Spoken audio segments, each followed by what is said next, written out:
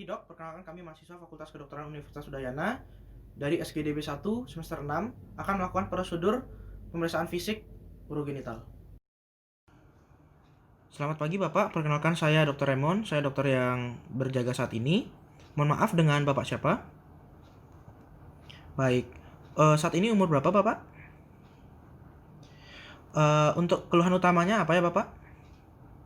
Baik Bapak, selanjutnya saya akan melakukan pemeriksaan fisik urogenital yang terdiri dari pemeriksaan bimanual ginjal, pemeriksaan nyeri kotak ginjal, kemudian perkusi kantung kemih, kemudian juga ada palpasi prostat, pemeriksaan penis, serta pemeriksaan skrotum. Hal ini akan sedikit tidak nyaman karena Bapak harus melepaskan pakaian Bapak, serta saya akan menyentuh anggota tubuh Bapak. Apakah Bapak tetap bersedia? Baik, sebelumnya saya akan menyiapkan alat dan bahan serta mencuci tangan prosedural, di mana alat bahannya sendiri adalah APD, venometer, orchidometer, senter, dan juga saya akan memastikan suhu ruangan adalah 25 derajat Celcius. Pemeriksaan bimanual ginjal. Jadi pertama-tama dilakukan adalah posisikan pasien untuk berbaring secara rileks dan pemeriksaan dilakukan di sebelah kanan pasien. Jadi pertama instruksikan pasien untuk membuka pakaiannya sehingga bagian abdomen dari sifilis pubis hingga proses sifoidus dapat terlihat. Jadi Bapak mohon buka pakaiannya Bapak. Nah sekarang dilakukan adalah inspeksi. Jadi inspeksi apakah ada perubahan warna, tanda-tanda inflamasi atau infeksi, kemudian apakah ada memar, luka, atau hematom. Dan selanjutnya lakukan palpasi. Palpasi dilakukan untuk menilai adanya nyeri tekan, apakah ada pemeriksaan ginjal, apakah ada massa atau keganasan, dan juga nilai konsistensinya. Dan yang pertama dilakukan adalah palpasi ginjal kanan. Jadi di sini tangan kiri diletakkan di bagian pinggang pasien, lebih tepatnya di kosta 12. Kemudian tangan kanan berada di bagian abdomen kuadran kanan atas pasien. Kemudian nanti selanjutnya akan dilakukan gerakan, yakni tangan kiri menekan ke arah anterior dan tangan kanan menekan bagian abdomen kuadran kanan atas. Dan pada saat ini instruksikan pasien untuk melakukan pernafasan atau inspirasi dalam. Silakan Bapak tarik nafas. Baik, nilai ukuran batas nyeri tekan dan konsistensinya, dan juga pastikan pasien apakah merasakan kesakitan atau tidak. Apakah Bapak merasa sakit Bapak? Baik. Selanjutnya lakukan palpasi yang sama di sebelah kiri, yaitu palpasi ginjal kiri, yakni dengan meletakkan tangan kiri di bagian pinggang pasien, yakni di tepatnya di kosta 12, kemudian tangan kanan di bagian abdomen kuadran kiri atas, dan lakukan gerakan yang sama, yaitu tangan kiri menekan ke anterior dan tangan kanan menekan abdomen kuadran kiri atas. Dan instruksikan kembali pasien untuk melakukan inspirasi dalam. Baik Bapak, silakan tarik nafas. Nah, dan nilai juga yang sama, yaitu nilai ukuran, batas, konsistensi, dan nyeri tekan. Dan juga pastikan apakah pasien merasakan kesakitan atau tidak. Baik Bapak, apa tadi merasakan kesakitan Bapak? Baik, pemeriksaan bimanual ginjal selesai. Baik, sekarang saya akan melakukan pemeriksaan ketok nyeri ginjal, di mana pada pasien diminta untuk duduk pada bed. Kemudian pastikan punggung pasien tidak tertutup oleh baju. Kemudian saya akan meletakkan tangan kiri saya di bagian yang sehat terlebih dahulu dan mengetoknya menaruhnya di costovertebral angle dan juga mengetoknya dengan tangan kanan saya. Kemudian saya akan mengecek di sisi satunya dengan teknik yang sama. Kemudian pada pasien dengan kondisi ginjal yang normal tidak akan ditemukan adanya nyeri ketok ginjal. Saya akan melakukan pemeriksaan kandung kemih. Pada pemeriksaan ini ada baiknya jika pasien belum berkemis sehingga kandung kemih distensi di atas sifilis pubis. Pertama-tama saya akan melakukan inspeksi di daerah suprapubik pasien untuk melihat keadaan kulit di atas suprapubik untuk melihat apakah adanya trauma, benjolan ataupun massa. Kemudian saya akan melakukan palpasi dengan jari kedua, 3, dan 4 saya untuk di daerah di atas simfisis pubis untuk melihat apakah adanya benjolan, massa ataupun nyeri pada bagian suprapubik pasien. Baik, saya tidak merasakan adanya massa ataupun benjolan. Sekarang saya akan melakukan perkusi dengan menggunakan jari tengah tangan kiri saya dari umbilikal dan menggunakan jari telunjuk saya sebagai prekursor untuk menilai suara, perubahan suara dari timpani ke dalmes, untuk menentukan batas ketinggian ataupun adanya kelainan suara.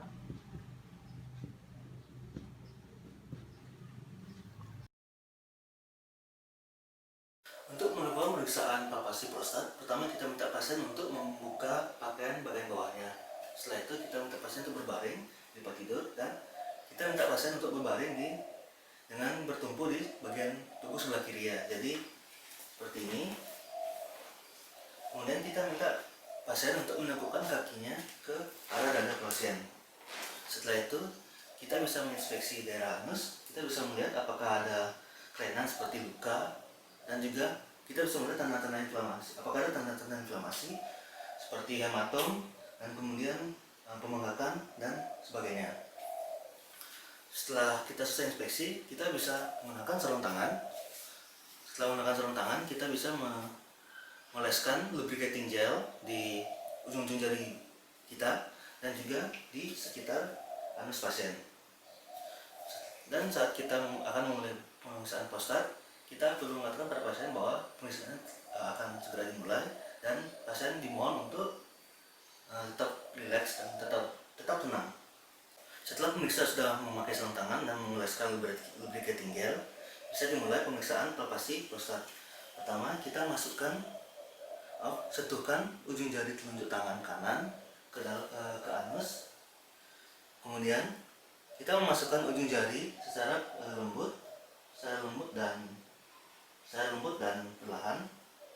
Nantinya apabila kita lihat bersama pasien, apabila saat kita memasukkan jari pasien merasa kesakitan, kita tunda dulu pemeriksaannya dan kita lakukan lagi saat pasien sudah merasa lebih rileks. Kemudian saat kita memasukkan jari, kita juga menilai kekuatan sphincter anus, apakah dia normal atau tidak. Lalu setelah kita memasukkan jari lebih dalam ke dalam rektum sedalam mungkin, dan setelah itu kita memutar jari telunjuk kita searah jarum jam atau ke arah anterior pasien, dirotasi agar kita bisa meraba permukaan posterior dari kelenjar prostat. Kita memeriksa seluruh permukaan kelenjar prostat, nilai kutub atas, lobus lateralis, dan sulcus median. Tentukan ukuran dan bentuk, konsistensi permukaan, serta nilai apakah ada nodul atau nyeri tekan. Perhatikan juga ekspresi pasien pada saat kita meraba, apakah dia merasa kesakitan atau tidak. Setelah kita selesai meriksa, kita keluarkan jari secara perlahan dan kita lihat apakah ada bekas darah, lendir, ataupun feses pada jari jemari yang kita masukkan tadi. Selanjutnya, saya akan melakukan pemeriksaan penis dengan alat dan bahan yang diperlukan adalah peneometer atau pita pengukur beserta handscoon. Sebelumnya, saya sudah mencuci tangan dan menggunakan handscoon. Yang pertama kali dilakukan adalah inspeksi awal untuk menilai maturitas seksual dari pasien. Dapat dievaluasi rambut pubis pasien, ukuran dan bentuk penis serta testis pasien.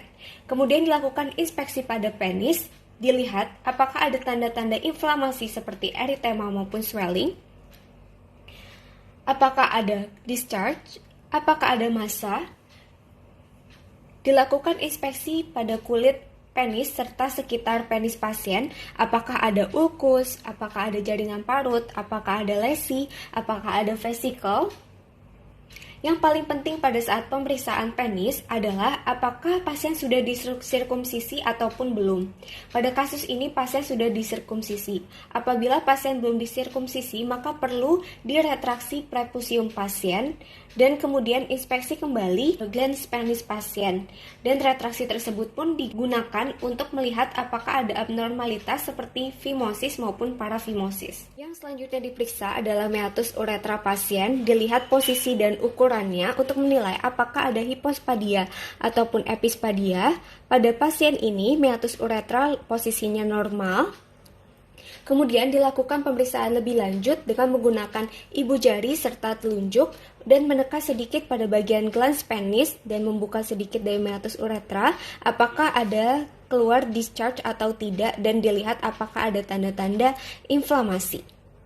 Yang selanjutnya dilakukan adalah palpasi dari penile shaft maupun seluruh sisi dari korpus penis untuk melihat apakah adanya nyeri. Bapak, jika terasa nyeri mohon beritahu saya.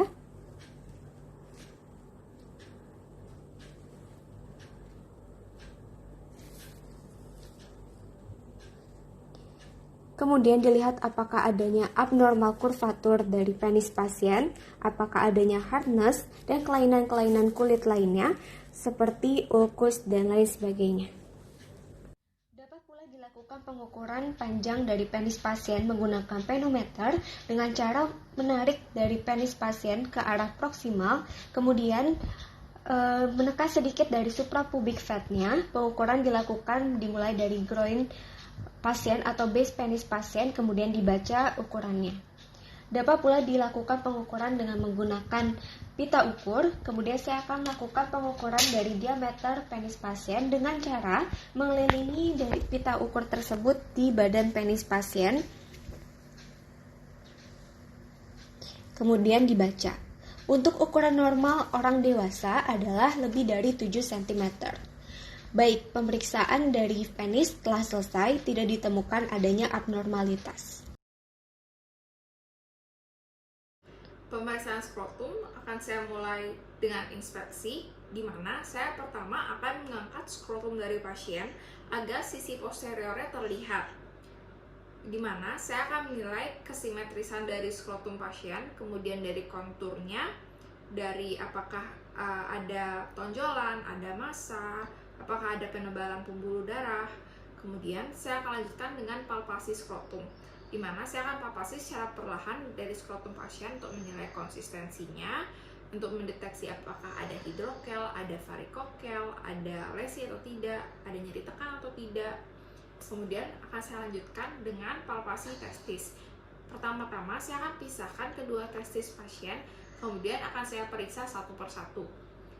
Yang pertama, saya akan mempalpasi testis kirinya.